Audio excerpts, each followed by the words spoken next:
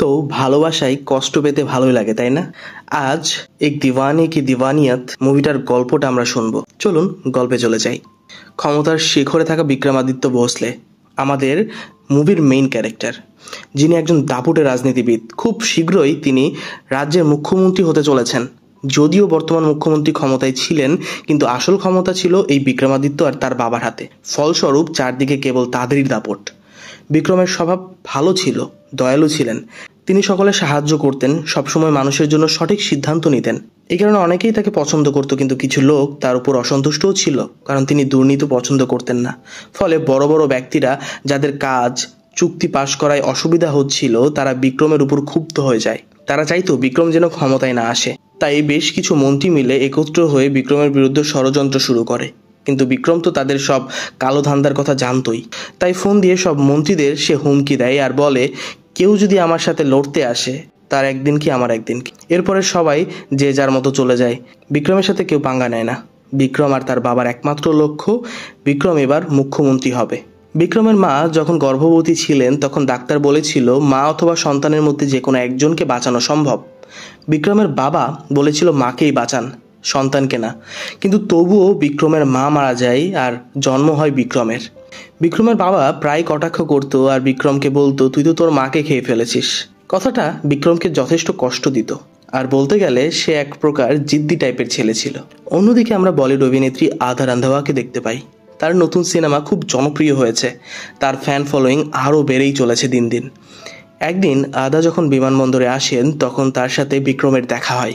Media কর্মীরা আদাকে ঘিরে অনেক সমস্যা তৈরি করছিল, অনেক প্রশ্ন করছিল। বিক্রম এগিয়ে আসে, আদার হাতটা ধরে ভিড় ঠেলে তাকে বিমানবন্দরের ভেতরে নিয়ে আসে। আদা এই জিনিসটা দেখে একটু অবাকই হয়। বিক্রম আদাকে প্রথম দেখাতেই ভালোবেসে ফেলে। তার চোখের পলক পড়ছে না। এরপর আদার সাথে কথা বলেন, তিনি নিজের পরিচয়টা দেন। আদা বলে, আমি আপনাকে চিনি, এ রাজ্যের কম বেশি সবাই আপনাকে চেনে। তো এরপরে আদা তাকে ধন্যবাদ জানিয়ে চলে যায় সেখান থেকে। কিন্তু বিক্রমের চোখ ততক্ষণ পর্যন্ত আদাকে দেখছিল যতক্ষণ সে চোখের আড়াল না হচ্ছে। আদা একদিন পর জানতে পারে যে তার যতগুলো মিটিং ছিল, যতগুলো অ্যাড ছিল, যত প্রোগ্রাম ছিল, সব খালি হয়ে গেছে। অর্থাৎ পুরো সপ্তাহ সে ফ্রি, তার হাতে কোনো কাজ নেই। এটাই সে খুব অবাক হয়, কারণ এমনটা তো আগে কখনো হয়নি। আসলে এই সব কিছু করেছে বিক্রম আদার কাছে থাকা সব কাজগুলো থেকে তাকে মুক্তি দিয়ে দিয়েছে, যেন সে নিজে দেখা করতে পারে আদার সাথে। আদা যখন বিষয়টা বুঝতে পারে, তখন তিনি একটু এড়িয়ে চলার চেষ্টা করে, কারণ রাজনীতিবিদের সাথে খুব একটা মিশা না মিশাটাই ভালো। বিক্রম আদার অ্যাপয়েন্টমেন্ট নিয়ে তার সাথে দেখা করতে আসে। সেখানে তিনি আদাকে জানান যে তিনি আর্মি ক্যাম্পে যেতে চায়, সৈন্যদের সাথে সে ভালোভাবে কথা বলতে চায়, তাদের ভোটের ব্যাপারে অনুপ্রাণিত করতে চায়। আদা বলে তিনি সেখানে যেতে পারবেন না, কারণ তিনি চান না যে তার মাধ্যমে ভোটের কোনো প্রমোশন হোক আর কেউ ছবি তুলে সোশ্যাল মিডিয়াতে পোস্ট করুক। এই ধরনের পোস্ট, এই ধরনের প্রমোশন তার খুব একটা ভালো লাগে না। বিক্রম আদাকে বলে যে তিনি চাচ্ছিলেন যে মিডিয়া যেন এই জিনিসগুলাই করে। অর্থাৎ সে আসলে সেই সৈন্যদের সাথে ভোটের জন্যই দেখা করতে যেতে চাচ্ছিলেন, আর ভোটের প্রমোশনের জন্যই আদাকে সাথে নেওয়া। এই কথাগুলো সত্যি বলে দেয় বিক্রম, আর কথাগুলো ভালোই লাগে আদার। তবে বিক্রম এবার বলে, আমি প্রচারণা করব ঠিকই, কিন্তু সেখানে কোনো মিডিয়া থাকবে না, কেউ কোনো ছবি তুলবে না। যখন এই শর্তটা বিক্রম জানায়, তখন আদা রাজি হয়ে যায়। তারা দুজনে পরের দিন রওনা হয় আর্মি ক্যাম্পের উদ্দেশ্যে। বিক্রম খুব খুশি ছিল, কারণ সে তার প্রিয় মানুষের সাথে সময় কাটানোর সুযোগ পেয়েছে। অপলক দৃষ্টিতে সে আদার দিকে তাকিয়ে আছে। আদাও অনেক খুশি, প্রথমবারের মতো সে নতুন কিছু করতে যাচ্ছে। আর্মি ক্যাম্পে তারা অনেক সুন্দর সময় কাটাচ্ছিল, বিভিন্ন জায়গায় ঘুরছিল, ট্রেনিং ক্যাম্পগুলো ঘুরে ঘুরে দেখছিল। এমন সময় একজন সৈন্য হঠাৎ আদাকে ধাক্কা দেয়। এটা দেখে বিক্রম প্রচণ্ড রেগে যায় আর বলে যে, তুই এটা কিভাবে করতে পারলি, তুই কেন ওর গায়ে হাত দিলি? আসলে সেখানে একটা সাপ ছিল, তাই সৈন্যটি আদাকে বাঁচানোরই চেষ্টা করছিল, এই জন্য তাকে ধাক্কা দিয়ে সরিয়ে দিয়েছে। এই ঘটনা দেখে আদা বুঝতে পারে যে বিক্রম তাকে পছন্দ করে, আর এই কারণেই তিনি আদার সাথে সময় কাটানোর চেষ্টা করছে। এই কথা জানতে পেরে আদা সেখান থেকে তাড়াতাড়ি রুমে চলে আসে। বিক্রম আদাকে আটকাতে এসে বলে তিনি আদাকে খুব ভালোবাসে। প্রথম দেখার পর থেকে তার ঘুম নেই, তার ক্ষুধা নেই, সে শুধু আদার কথাই ভাবতে থাকে। আদা তখন বলে, সরি বিক্রম, আমার মনে আপনার জন্য এমন কোনো ফিলিংস নেই। বিক্রম বলে যে তিনি আদাকে সত্যি অনেক ভালোবাসে, আর এই কারণে তিনি আদাকে বিয়েও করতে চান। বিক্রম তার মতো বলতে থাকে যে তোমাকে আমি রানীর মতো করে রাখবো, তুমি যা খুশি তাই করতে পারো, বিয়ের পরে তুমি ফিল্ম ইন্ডাস্ট্রিতেও থাকতে পারবা, কোনো সমস্যা নেই, তুমি যা ইচ্ছা তাই করতে পারো, কিন্তু তুমি প্লিজ আমাকে বিয়ে করো। বিয়েতে রাজি হয়ে যাও। এই কথাগুলো শুনে আদা খুব রেগে যায় আর বিক্রমকে স্পষ্টভাবে না বলে দেয়। তিনি বিক্রমকে বলে যে ভালোবাসা মনের থেকে আসে, আর আমার মনে তোমার জন্য এমন কোনো ফিলিংস নেই। এরপর আদা সেখান থেকে চলে যায়, সে তার বাসায় ফিরে আসে। এরপর 2-1 দিন পর বিক্রম শাগুনের জিনিসপত্র নিয়ে, অর্থাৎ অনেকগুলো গিফট নিয়ে আদার বাড়িতে চলে আসে। আদার বাবা বলেন যে এগুলো কিসের জন্য, কার জন্য? তখন বিক্রম বলে, কেন আপনি জানেন না, আপনার মেয়ের সাথে তো আমার বিয়ে ঠিক হয়েছে, এই মাসের শেষের দিকেই তো আমাদের বিয়ে। তখন আদা সেখানে আসে, বিক্রমকে বলে যে তোমার এই কাজগুলো করা খুবই বাড়াবাড়ি হয়ে যাচ্ছে, তুমি এখান থেকে চলে যাও। বিক্রম বলে, আপনি আপনার মেয়েকে একটু বোঝান, ওর বিয়ে তো আমার সাথেই হবে। কিন্তু আদার বাবা আদার পাশে গিয়ে বলে যে আমার মেয়ে যেটা চাবে সেটাই হবে। তিনি বিক্রমকে চলে যাওয়ার জন্য অনুরোধ করে, কিন্তু বিক্রম বলে বিয়ে তো ওর আমার সাথেই হবে, এইটা ফিক্সড। শুধু তুমি এখন ফিক্সড করতে পারবা ভেন্যু, লোকেশন, বিয়ের মেনু, এর বেশি তোমার করার অধিকার নেই। এই বলে সে ওখান থেকে চলে যায়। এদিকে বিক্রমের কিছু লোকেরা মিলে আদার সিনেমা বয়কট করে, সিনেমার নিষেধাজ্ঞা জারি করে দেয়। তারা হল ভাঙাচোরা করে, পোস্টার ছেড়ে, এমন অনেক কিছু করতে থাকে। আর এই সব কিছু দেখে সিনেমার পরিচালকেরা আদাকে তাদের সিনেমা থেকে বাদ দিতে শুরু করে। আদা খুব রেগে যায়, বুঝতে পারে যে এই সব কিছুর পেছনে বিক্রমই আছে। তাই তিনি বিক্রমের বাড়িতে যান আর বলেন যে সে তাকে ঘৃণা করে। ভালোবাসা তো দূরের কথা, সে তাকে নিজের চোখে দেখতেও চায় না। একদিন আদার মা আর বোন দেখে যে কলেজের বাইরে বিক্রমের কিছু লোক ঘোরাঘুরি করছে। এটা দেখে তারা খুব ভয় পেয়ে যায়, তারা তাড়াতাড়ি করে বাড়ি চলে আসে। এই কথাগুলো যখন আদা জানতে পারে তখন রাগ আরও বেড়ে যায়। আদা ভাবতে থাকে যে সেই লোকেরা হয়তো তাদের ক্ষতি করার জন্য, তাদেরকে ভয় দেখানোর জন্য এসব করছে। আরও একটা ঘটনা ঘটে। আদার বাবা একজন কলেজের শিক্ষক, সে অন্য একজনকে প্রশ্ন চুরি করতে দেখে ফেলে। কিন্তু কলেজের লোকেরা বলে যে আদার বাবাকে সেই শিক্ষকটির কাছ থেকে ক্ষমা চাইতে হবে, কারণ হাতে নাতে ধরার পর সেই লোককে আদার বাবা চর মেরেছিল। আর সেই শিক্ষক বাইরে গিয়ে গুন্ডা পান্ডা নিয়ে দাঁড়িয়েছিল। আদার বাবা বলে যে আমি ক্ষমা চাইতে পারবো না, আমি আমার সন্তান, আমি আমার স্টুডেন্টদের কাছে ছোট হতে পারবো না, কারণ আমি যা করেছি তা ঠিক করেছি। এই কথাগুলো শুনে সেই লোকেরা, সেই গুন্ডারা মিলে তাকে মারধর করে, মুখে চুনকালি মেখে চলে যায় সেখান থেকে। এই সব কিছু দেখে আদা বুঝতে পারে যে এই ঘটনাগুলো কোথাও না কোথাও বিক্রমের সাথেই কানেক্টেড। হয়তো বিক্রম তাদের উত্ত্যক্ত করার চেষ্টা করছে, তাদের জ্বালানোর চেষ্টা করছে, যাতে আদা অসহায় হয়ে তার প্রেমে পড়ে, তাকে ভালোবাসে, বিয়ে করার শর্তে রাজি হয়। ঠিক তখনই বিক্রম তাদের বাসায় আসে আর সেই লোকটাকে, সেই শিক্ষককে নিয়ে আসে আর বলে যে তুই ক্ষমা চা। জোর করে আদার বাবার পায়ের নিচে ফেলে দেয় সে আর ক্ষমা চাইতে বলে। সেই লোকটাও ক্ষমা চেয়ে নেয় আর বলে যে এই পরিবারের উপর যদি চোখ তুলে তাকাস তাহলে তোর শেষ দিন হবে সেটা। আদা বলে যে এই নাটকগুলো বন্ধ করো, তুমি নিজেই এই সব কিছু করিয়ে আবার ভালো সাজার চেষ্টা করছো, আমি তোমার ফাঁদে পা দেব না। বিক্রমকে সেখান থেকে সে চলে যেতে বলে। আদার বাবা খুবই হতাশ হয়ে আদাকে বলে যে এর থেকে তো ভালো হতো যে তুই বিক্রমকে বিয়ে করেই ফেলতি, আমাদের পরিবারটা অন্তত বাঁচত। এই কথা শুনে আদা খুব আহত হয়, তার চোখে জল চলে আসে। সে বুঝে উঠতে পারে না সে এখন কি করবে। বিক্রম একটা বড় সমাবেশে, বড় অনুষ্ঠানে ভাষণ দিচ্ছিল। সে সবাইকে ভোট দিয়ে তাদের সেবা করার সুযোগ করে দেওয়ার কথা বলছিল। ঠিক তখনই সেখানে লাল শাড়ি পরে সুন্দরভাবে সেজে গুজে আদা সেইখানে আসে আর সবার উদ্দেশ্যে মাইকে বলে যে আপনারা যে মানুষকে চেনেন সে মানুষ না অন্য কিছু, আমার সন্দেহ আছে। আপনাদের এই মাসিহা আমাকে খুব ভালোবাসে, এমনকি আমি না বলেছি তারপরেও সে আমাকে ভালোবাসে। আমার হাজার না বলার পরেও সে আমার উপরে, আমার পরিবারের উপরে জোর খাটানোর চেষ্টা করছে। যে মানুষটা একটা পরিবারের উপর এত প্রেশার ক্রিয়েট করছে তাকে আপনারা আপনাদের নেতা বানিয়ে আপনাদের জীবনের ক্ষতি করছেন না তো?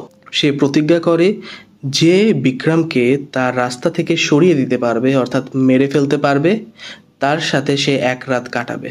তাকে আমি আমার জীবনের একটা রাত উপহার দিব। কথাগুলো অবাক হয়ে শুনতে থাকে বিক্রম। আদা বলে যে আমি আজ থেকে 7 দিনের সময় দিচ্ছি, দশরের আগে যেন আমার জীবনের এই রাবণের সমাপ্তি হয়। আদার এই কথা শুনে বহু ভক্ত বিক্রমের উপর আক্রমণ করতে ছুটে আসে। পুলিশ তাদের কোনো মতে ঠেকায়। বিক্রমের বন্ধু সঞ্জয় তাকে সেখান থেকে নিয়ে যায়। বিক্রম আদাকে জিজ্ঞাসা করে যে তুমি এটা কিভাবে করতে পারলা, মানুষের সামনে নিজের সম্মান বিলিয়ে দিলা। তুমি অপরিচিত একটা মানুষের সাথে রাত কাটাতে পারো, কিন্তু আমার সাথে পুরো জীবন কাটাতে চাও না। আমি এতটাই কি খারাপ? হ্যাঁ মানছি, আমার অ্যাপ্রোচটা হয়তো খারাপ, আমার বলার ধরনটা হয়তো খারাপ, আমি একটু জিদ্দি। আমি কোনো সময় তোমার খারাপ চাইনি, তোমার জন্য, তোমার পরিবারের জন্য সবসময় ভালো চেয়েছি। কিন্তু আদা বলে যে এটা তোমার ভালোবাসা না, তোমার তোমার অহংকার, তোমার জেদ। আদা বলে যায় যে এতদিন তুমি নারীর নীরবতা দেখেছো, এবার পাগলামি দেখবা। এই কথা বলে আদা সেখান থেকে চলে যায়। এই ঘটনার পর থেকে বিক্রমের উপর বিপদ আরো বেড়ে যায়। তিনি যেখানেই যেতেন অনেক প্রোটোকল, অনেক সেফটি নিয়ে যেতেন। একদিন গান্ধী জয়ন্তীর অনুষ্ঠানে বিক্রম যায়। সে অনুষ্ঠানে সে কথা বলছিল আর একটা মূর্তি উদ্বোধন করতে যাচ্ছিল। ঠিক তখনই বিক্রমের উপর হামলা হয়। একটা গুলি এসে তার হাতে লাগে। সে হাতে ব্যান্ডেজ করে বাসার দিকে চলে আসে। এটা দেখে আদা বেশ খুশি হয়। আদা বসেছিল বিক্রমের বাসাতে। সে হাসছে আর বলছে, তোমার যেমন প্রিয় মানুষ আছে, আমার প্রিয় মানুষ এই পুরো দুনিয়াতে আছে। তোমার হয়তো এই স্টেটটা তোমার, কিন্তু পুরো দুনিয়াটাই আমার ফ্যান ফলোয়ার আছে। কখন কে তোমাকে মেরে ফেলবে তুমি কল্পনা করতে পারবা না। বিক্রম যেমন বিয়ের কার্ড নিয়ে এসেছিল, আদাকে বলেছিল বেছে নাও কোনটা তোমার বিয়ের কার্ড হবে। এবার আদা ছবি নিয়ে আসে আর বিক্রমকে দেখায় আর বলে যে তোর মৃত্যুতে কোন ছবিটা আমি বাইরে টাঙাবো, কোন ছবিটা ভেতরে লাগাবো, একটু দেখিয়ে দে। এই কথাগুলো শুনে বিক্রমের ভিতরটা কেমন জানি করতে থাকে। তিনি আদাকে বলে যে তুমি যা খুশি করো, আমি তোমাকেই ভালোবাসবো। সঞ্জয় আদাকে বলে যে এইবারের হামলা আমাদের লোকেরা করেছিল, কারণ বিক্রম সবাইকে দেখাতে চেয়েছে যে যখন আমার উপরে হামলা হবে তখন পুলিশ সোজা সেই লোককে ধরে জেলে ঢোকাবে। আদার সাথে রাত কাটানো তার কপালে জুটবে না। এই কথা শুনে আদা সেখান থেকে চলে যায়। এরপর বিক্রমের সাক্ষাৎকার নেওয়া হয়। একজন সাংবাদিক বিক্রমকে জিজ্ঞাসা করে যে তিনি কেন আদার পিছনে পড়েছে, তাকে স্বাভাবিক জীবনযাপন করতে দিলে সমস্যা কোথায়। বিক্রম বলে যে তিনি আদাকে ভালোবাসে আর বিয়েও করতে চায়, কোনো অনৈতিক কাজ করতে তিনি চাননি। বিক্রম আরও বলে আদার সাথে সে জবরদস্তি কখনো করেনি, না হাত ধরেছে, না টিচিং করেছে। এই কথাগুলো শুনে অনেক মানুষ এবার বিক্রমের পক্ষ নেয়। অন্যদিকে বিক্রমের বাবা যখন জানতে পারে যে বিক্রম একটা মেয়ের পেছনে পড়েছে, তখন তিনি বিক্রমের উপর খুব রেগে যান আর বলেন, একটা মেয়ের সাথে পারছিস না, তোর মেয়ের পেছনে না তোর ক্ষমতার পেছনে ছোটা উচিত। বিক্রম তখন বলে যে আদাকে তার পছন্দ, আদাকে তার চাই যে কোনো মূল্যে। এই কথা শুনে তার বাবা রেগে গেলে বিক্রম তাকে মনে করিয়ে দেয় ছোটবেলায় যখন তার একটা খেলনা পছন্দ হয়েছিল এবং তার বন্ধু তাকে দিতে না করেছিল, তখন সেই খেলনাটা তুমি পুড়িয়ে দিয়েছিলে, সাথে সেই দোকানটাও পুড়িয়ে দিয়েছিলে যেখানে সেই খেলনাটা পাওয়া যেত। তুমি মুখে এটাও বলেছিলে যেটা আমার ছেলের না, সেটা কারো না। বিক্রম বলে তোমার কাছ থেকে শিখেছি বাবা, এখন আমার আদাকে চাই। এই কথাগুলো শুনে বিক্রমের বাবা বুঝতে পারে না যে সে কি বলবে। পরের দিন বিক্রম যখন একটা অনুষ্ঠানে যায় তখন আদা আবারও সেখানে আসে আর বিক্রমকে বলে, আজ আমি জুতা না পরে খালি পায়ে মা কালীর মন্দিরে যাচ্ছি। তার কাছে প্রার্থনা করব যেন তুই আমার জীবন থেকে চলে যাস, তোর যেন সংহার হয়। বিক্রম তখন বলে যে আমিও না হয় তোমার সাথে খালি পায়ে জুতা না পরে তোমার সাথে মা কালীর কাছে অনুরোধ করতে যাব যে তোমাকে যেন সে আমার জীবনে এনে দেয়। এরপর দুইজনে মা কালীর মন্দিরে যায় আর প্রার্থনা করতে থাকে। আদা প্রার্থনা করে বিক্রমের মৃত্যু, আর বিক্রম প্রার্থনা করে আদা যেন তার জীবনে চলে আসে। ঠিক তখনই বিক্রমের উপর আবারও হামলা হয়, কিন্তু এটা দেখেও আদার মন গলে না, সে হাসতে থাকে। বিক্রমের গলায় একজন বোতল ভেঙে দেয়, তরোয়ার দিয়ে তার পিঠে আঘাত করে। কাচের বোতলে বিক্রমের পা কেটে যায়। সেই কাটা পা, রক্তাক্ত পা নিয়ে সে মন্দিরে ওঠে, হাত উঠিয়ে করজোরে আবারও সে আদাকে তার জীবনে চায়। এরপর আদা সেখান থেকে বাড়ি চলে যায়। এর পরের দিন বিক্রমের বাবা কিছু লোকেদের পাঠায় আদাকে অপহরণ করে বাড়িতে নিয়ে আসার জন্য। কিছু লোকেরা আদাকে উঠিয়ে তার বাড়িতে নিয়ে আসে। সেখানে বিক্রমের বাবা বিক্রমকে বলে যে যা, তুই গিয়ে আদার সাথে যা খুশি তাই কর, এরপর থেকে যেন এই মেয়ের নাম আর মুখে না দেখি। এই কথা শুনে বিক্রম খুব চিন্তিত হয়ে পড়ে। সে ভিতরে গিয়ে দেখে আদাকে তার বাবারা বন্দি করে রেখেছে। আদা বলে যে শেষমেশ তুই তোর রূপ দেখিয়ে ফেললি, কি চাস আমার শরীর নে, যা মন চাই করে নে। আদা তার বুক থেকে ওড়নাটা সরিয়ে ফেলে। ওড়না উঠিয়ে বিক্রম আদাকে পরিয়ে দেয় আর বলে তার মনে আদার জন্য লালসা বা আকাঙ্ক্ষা নেই, শুধু আছে ভালোবাসা, তাকে ভালোভাবে পাওয়ার ইচ্ছা। বিক্রম আদাকে নিয়ে তার বাড়িতে রেখে আসে সসম্মানে। এদিকে আদার সাথে দেখা করতে বিরোধী দলের কিছু লোকেরা আসে। তারা চায় আদা তাদের সাহায্য করুক। তারা চায় বিক্রমের বিপক্ষে কিছু কটু কথা সে বলুক মিডিয়ার সামনে। এরপর আদা বিক্রমকে ফোন করে আর সবকিছু জানায় আর বলে আমি তোকে এতটা ঘৃণা করি যে এই ঘৃণার ভাগও আমি কারোর সাথে শেয়ার করতে চাই না, আমার লড়াই শুধুমাত্রই আমার। এই বলে সেই লোকদের সেখান থেকে চলে যেতে বলে আর ফোনটাও কেটে দেয়। বিক্রম খুব হতাশাগ্রস্ত হয়ে পড়ে। সে যাই করছে না কেন আদা তো তাকে ভালোবাসছে না, বরং তাকে আরো ঘৃণা করছে। তাই তিনি সঞ্জয়কে বলে হয়তো তার কপালটাই খারাপ, কারো ভালোবাসা হয়তো তার কপালে নেই, তার মা তাকে জন্মের সাথে সাথে রেখে চলে গেছে। বিক্রম বলে, আমি হয়তো আমার মাকে খেয়ে ফেলেছি। এই কথা শুনে সঞ্জয় তাকে বলে যে আপনার অনেক উপকার আছে আমার উপর, তাই এতদিন আপনাকে একটা কথা বলতে পারিনি, কিন্তু আজকে বলতে চাই। সে বলে যে আপনার বাবা আপনাকে মিথ্যা কথা বলেছিল যাতে তিনি আপনার জীবনটাকে কন্ট্রোল করতে পারে। সঞ্জয় বলে যে আপনার বাবা আপনার মাকে বেছে নিয়েছিলেন, কিন্তু আপনার মা আপনাকে বেছে নিয়েছিল। অর্থাৎ ডক্টর যখন মার কাছে শুনতে গিয়েছিল যে কাকে বাঁচাবো, তখন সে আপনাকে বাঁচিয়েছে নিজের জীবন দিয়ে। এই কথা শুনে বিক্রম অনেক আবেগপ্রবণ হয়ে যায়। তার মা নিজেকে উৎসর্গ করে তাকে বাঁচিয়েছে। বিক্রম এখন ভালোবাসার আসল মর্মটা বুঝতে পারে, যে ভালোবাসাটা শুধু নিজ কেন্দ্রিক না, নিজের পাওয়াটাই যে ভালোবাসা এমনটা না। নিজেকে কুরবান করেও অন্যকে ভালোবাসা যায়, অন্যের ভালোর জন্য কাজে আসা যায়। তাই সে সঙ্গে সঙ্গে আদার বাড়িতে যায় আর তার কাছে ক্ষমা চায়।